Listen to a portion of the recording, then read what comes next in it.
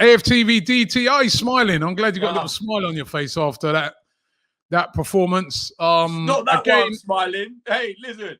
No, let's get that twisted. I'm going to butt in there immediately before the meme pages try and actually cut that bit and say, look, DT's laughing. Nothing to laugh about. I'm laughing about something off camera and I can hear Ty laughing in the background. But did you fix it? Was your TV all right?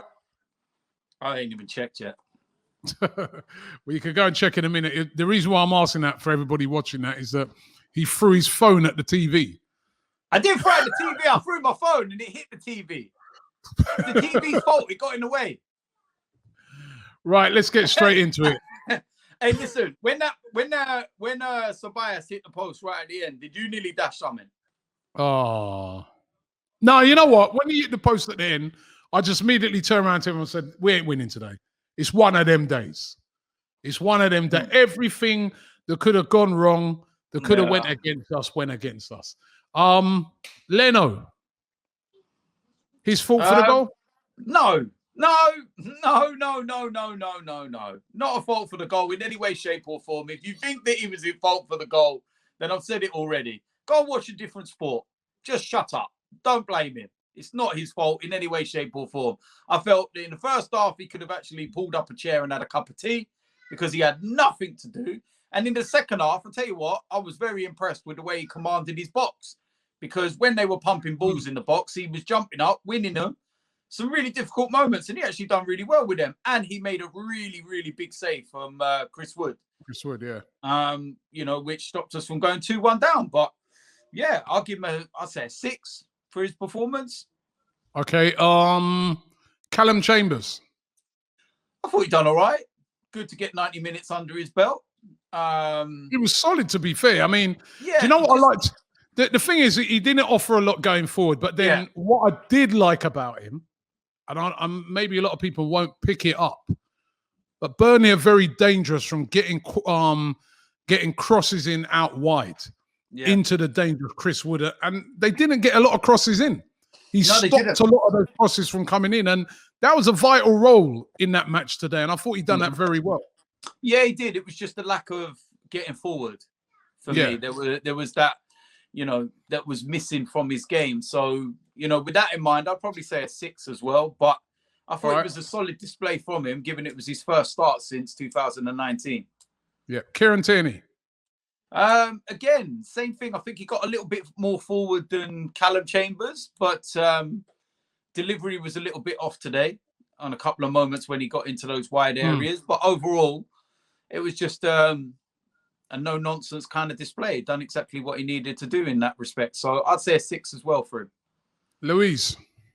I thought our two centre-backs done really well, especially in the second half up against a very, very physical side that were trying to really, ruffle us. And at the end of the day, they're not at fault for the goal. And I felt that, they had a pretty comfortable evening and dealt with whatever was at them. I'll probably give David Luiz a 7, to be honest, because I felt that they dealt with the aerial threat from Burnley really well and cleared a lot of the, problems that they posed in the first 20, 25 minutes of the second half. And Murray? Same as well as David Luiz. 7? Yeah, I thought he was quite solid. Put his body on the line. No nonsense at times as well. Didn't look pretty, but just had to clear the ball and did it. Okay. Get the feeling this next guy ain't going to get a 7. That's Granit Xhaka. Mate, he was having such a good game before that. That's what the annoying thing is. But he ruined it with that though. That ruined it. The stat that you was asking me about when we did the fan cam, I'll repeat to you again. Since 2016-17, he's made 8 mistakes that have directly led to a goal. That's more than any other player in the Premier League. That's a bad stat. It's a horrendous stat. And that doesn't take into account things like getting sent off. Like in the last game against Burnley, remember, stupidly got himself sent off, gripping the player up around the neck. Down to 10 men, we lost that one too. So, this is one of the things that gets directed at him. Inexplicable, stupid, dumb mistakes. Now, I hope nobody doesn't go abusing him tonight and stuff like that. And, because don't cross the line on this one. Yeah. But a lot of people got a right to criticize him heavily today because that was shocking, absolutely shocking defending. You've got to criticize. There's no problem with criticizing. There's no problem with speaking your mind on the situation. It was inexcusable. It was schoolboy. It was just absolutely pathetic. And I've said to you, I've watched the incident so many times now, and there's just simply no logical explanation behind it. I really What'd you give him? Say a 2, because he made that mistake. I thought his overall game, bar that, wasn't actually a bad game, which is why I won't give him a 0. But it's certainly close in my head because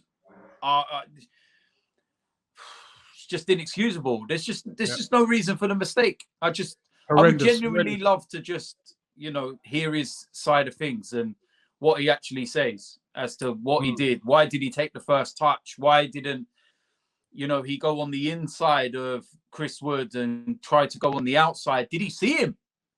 I'm not even joking here, Robbie. I swear to God, yeah.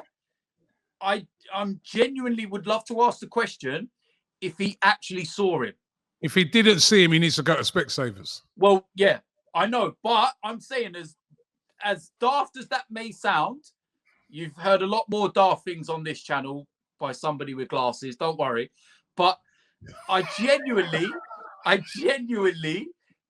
like, I don't know, because I'm racking my brain as to why he did it, and it was the way he did it because he did it because he does these things. When this is why people get on his case, because sometimes when under no real pressure, I know he did listen, these are some of the options he had, yeah? Players closing in on you, right? You've made a bad touch. Players still coming in from behind you. Pass it back to Leno. Leno can get rid of it. That's option 1. Option 2, kick it out for a corner. Pass the goal. That's 2. Option 3, kick it into row Z. Yeah. Right? 3 options. Option 4, try and hit it over the head of Chris Wood. Right? Mm. That's 5 options. Or just use something that he does very well. Just use your body and stand up, and then when the player comes in from behind you, fall over on the ball. But he didn't do any of those. No, he did the option. He did the option that, like, even Chris Wood was like, "Oh, he didn't even know how to celebrate." No. Horrendous. Or the main option would have been not to take a touch and play it down his left-hand channel, like which he does. Designed to do. Which he does all the time, because that little move that they do there, he's a lot of times it's him is the one who plays it. I don't. Yeah. But anyway, so you gave him a 2. Thomas Partey. Good to get minutes under his belt. I thought he was better in the first half than the second. I felt he tired a little bit in the second half, but that's understandable. His season's been very stop-start. Played a really good pass to Aubameyang in that first half where he dinked it over and put him through. Also set up the first goal by just releasing the ball quickly through the lines to allow Willian to run into the space. But yeah, I'll probably say a solid 6 for Thomas Partey. Odegaard. Quiet game by his standards. I thought he was maybe not suited to his, type of play, and became difficult. But wasn't really involved in the game at all, to be honest. Can't really remember him doing too much that did anything. So I'd be generous and say a 6. But okay, Willian. Again, I don't think he had a bad game. I thought he was his work rate was good. I was surprised he actually got took off, because I thought that Saka was going to come off because he was on a yellow card and he'd made a couple of challenges that kind of put him on the edge. But yeah, the one thing I'm seeing from Willian the last few weeks is that he's actually working. Like, he's actually trying to do things and make things happen. So not a bad performance from him at all. And I'd say a 6 as well. All right, Saka. Poor afternoon by his standards. Poor afternoon. Seemed a little bit off the pace. That's why he kept on, getting penalised for fouls. He just seemed a yard off it. 2 big chances in the first half, only really come to life in the last 5-10 minutes once he went out on the left-hand side. But that's not, excusing anything else. But yeah, again, man, I'd be generous giving him a 6, but 6. But I'm saying more on the 5. I'm saying 6. I'm saying not even. Yeah. I'm saying it would be generous to give him a 6, but a lot of that would be kind of because of what he's done up to date. But let's go with today in its context. It was a poor performance, and you can't mask that. So I would say a 5. I think you're generous to give him. I think that's generous as well. I'd give him a 4. I think he was below average. He sets a very high standard. He's a great player. Today was a poor performance by him. But you will go with your 5. Aubameyang. Starting to look a bit more like himself in front of goal, a bit more confident. Brilliant goal, the step over, and he always does those cross shots coming back the other way, which kind of leave the goalkeepers a little flat-footed. Yeah, I think he done him with the eyes. Yeah, but that's about all he did, though. That was the only problem. We didn't get the ball to him, did we? No, because you know what was frustrating in that first 10 minutes or so? The ball was being played to him, but then it wasn't. So it's like, why don't you play to his strengths? He had that opportunity snapshot right near the end of the game. But I suppose you can put that down to a good block than anything. But I would say a 6 as well for me, for Aubameyang. Okay, and then moving on to the subs, what we have? Lacazette? Standard 5? Yeah, wasn't. Pepe? Missed a massive opportunity, man. He's less than a standard 5. I'm sorry. Yeah. Now you come on, right? Your job is to. The manager be saying, "Yeah, go and get us a goal." Yeah. That air shot. Oh, and the thing is, as well, is that's what's become very, synonymous with Pepe. That he likes those cutbacks, and he always seems to be able to find the space to receive those cutbacks. He had one against Leicester last week as well. And do you remember it was blocked in the first half? But there's no excuse in that. But his involvement when he came on, you can't fault that because he should have had the penalty. It was him that, look, he done everything right with the volley that Peters saved on the line with his elbow, like his shoulder. And it's one of those. But that you can't. And you've got to give him, I'll give him less than the 5 because of that miss. Because it was poor. It was poor. So, yeah, you know what? If you're giving Pepe a 4, then I can see why you would give Saka a 4, because Saka missed more than Pepe. Yeah, Saka gets a 4 for me. He's below average. Yeah, change it up to a 4, man. Yeah, and Pepe's definitely a 4. And then the final sub, who's the last one? Ceballos. Nearly scored. That wasn't an easy chance. No, it wasn't an easy chance because Callum Chambers got in his way a bit. I think they were both fighting over who was actually going to take it. But yeah, I thought it was going to be one of them moments again, a last-minute goal at Burnley. The only difference is we weren't there to celebrate it and fall over about 10 rows of chairs. But yeah, I'd say the standard 5, to be fair, for Ceballos. Okay, I know you've been waiting. Arteta. I've seen some people already trying to blame Arteta for today's performance, and I just sit here with a smile on my face, and I'm like, that's when you know that your opinions are not objective. They're just biased towards your own agenda. At the end of the day, he made the substitutions early as well to try and pick things up from what was a flat second half. Something he's been criticised about, not making subs early enough. And they were positive subs. He was doing, what he needed to do. He never missed a chance, did he? It wasn't him who missed the chance. He never asked. He's not the referee. To do that. In his court, he didn't tell Xhaka to do what he did. Do you know the funniest thing as well? You won't have actually seen this, yeah? But in Mikel Arteta's interview after the game, he went on to speak about the Premier League and the referees. And BT muted his mic. Yeah. I was like, wow, Are we in England or Korea? Like, is this North a Korea? dictatorship? North Korea. Yeah, North Korea.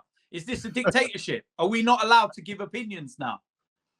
Please tell me that was a technical issue, because it was convenient that right as he was about to go in on the Premier League, it just went boom, mute. Probably saved him. Probably saved him a fine. Saved him a fine. Yeah, saved him a fine. But listen, All right. So what are you giving him? I would probably say a 6, because he picked a strong enough team that should have won the game 4 or 5. It's not his fault that those players missed them. All right. I know you've been waiting on this one for the whole time. The referee. Do you know what? I'm not going to blame the referee here, because it's not actually his fault.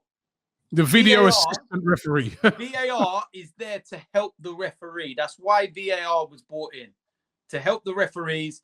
It was over the right-hand side of where he was positioned. There was bodies in the way. You can understand why his view was obstructed. That's why he has a 4th official.